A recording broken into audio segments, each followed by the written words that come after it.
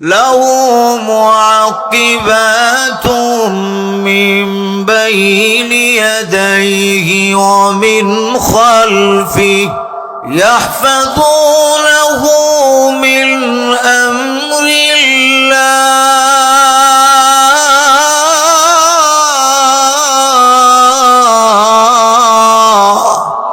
আল্লাহ রাব্বুল আলামিন বলেন, রে দুনিয়ার মানুষ, তোমার খাবার, তোমার অক্সিজেন, তোমার পানি বান্দা তুমি পাইতে পারো না, কারণ তোমার পিছনে বাধা আছে।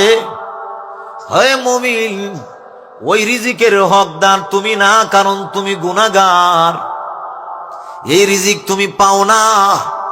আমি আল্লাহ তোমাকে দুনিয়ায় বানানোর কারণে রিজিক বরাদ্দ করে দিয়েছি, কিন্তু এই রিজিকের পূর্ণ হকদার তুমি না, কারণ তোমার কাছ থেকে তোমার কাজ পর্যন্ত রিজিক পৌঁছাইতে গেলে অনেক বাধা আছে।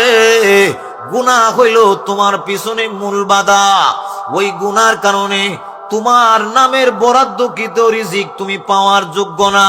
কিন্তু আমি আল্লাহ রাব্বুল আলামিন, যেহেতু আমি খালেক নাম নিয়েছি, যেহেতু আমি রহমান নাম নিয়েছি, যেহেতু আমি রহিম নাম নিয়েছি, এজন্য আমি আল্লাহ রাব্বুল আলামিন নেককার অথবা গুনাহগার যেই হও না কেন, আমি আল্লাহ রাব্বুল আলামিন আমার বান্দার কাছে পানি নামক নিয়ামত, বাতাস নামক নিয়ামত, বিভিন্ন খাদ্যের উপকরণ নামক নিয়ামত, এমনকি সুস্থতার নিয়ামত দেওয়ার জন্য আমার গুনাহগার এবং নেককার বান্দা যে ধরনের বান্দাই হোক না কেন, এক ক্লাসের বান্দা, একবারে 3rd ক্লাসের বান্দা, যে ক্লাসের বান্দাই হোক না কেন, সে চাই ইহুদি হোক, চাই সে বেঈমান হোক, চাই সে বুদ্ধ হোক, চাই সে নাসারা হোক, চাই সে বেদুইন হোক, চাই সে কাফের হোক, আমি আল্লাহ রাব্বুল আলামিন আশরাফুল মাখলুকাত হিসাবে তার কাছে রিজিক পৌঁছায় দেওয়ার জন্য 20 জন ফেরেশতা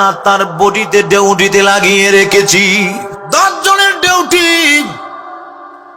রাত্রের বেলায় 10 জনের ডিউটি, দিনের বেলায় আপনার দেহে 10 জন ফেরেশতা ডিউটি করে, রাতের বেলায় আপনার শরীরে 10 জন ফেরেশতা ডিউটি করে।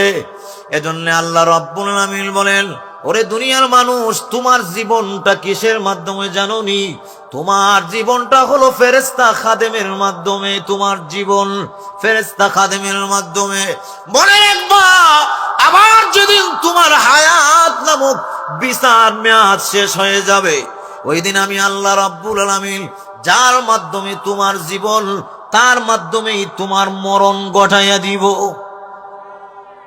কথাটা এখানে রাখেন, সামনে আরো কিছু কথা আছে, ঘুরে কিন্তু আমি আবার এখানে আমরা ঠিক আছে না ভাইরা আমার?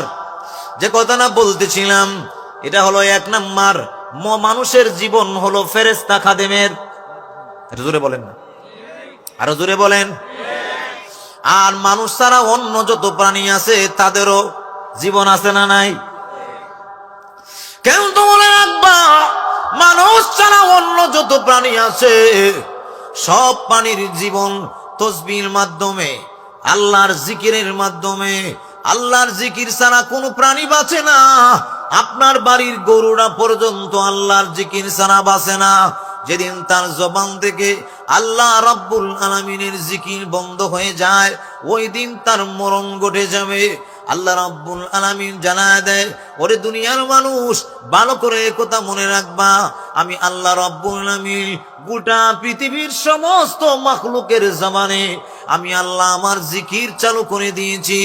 মানুষের জীবন ফেরেশতা খাদেমের মাধ্যমে, কিন্তু মানুষ ছাড়া অন্য প্রাণী, হাইওয়ান, জানোয়ারের প্রাণ, তাদের জীবন হলো জিকিরের মাধ্যমে। এজন্য আল্লাহর নবী, বিশ্ব নবী রাহমাতুল লিল আলামিন একদিন ঘর থেকে বের হয়েছেন, সাথে আবু বকর, উমর, উসমান, আলী, দামি দামি 4 জন সাহাবী। ওই 4 জন সাহাবীকে নিয়ে নবী কোথায় যান? হঠাৎ করে নবীজি তাকায় দেখেন একটা বালির কঙ্কর থেকে আওয়াজ আসতেছে। নবীজি বালিটারে হাতে নিলেন।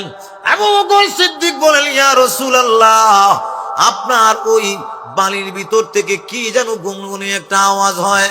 আল্লাহ নবী বলেন, আবু বকর, উমর, উসমান, আলী রে, এটা কোনো আওয়াজ না, এটা মহান আল্লাহ রাব্বুল আলামিনের জিকিরে লিপ্ত আছে।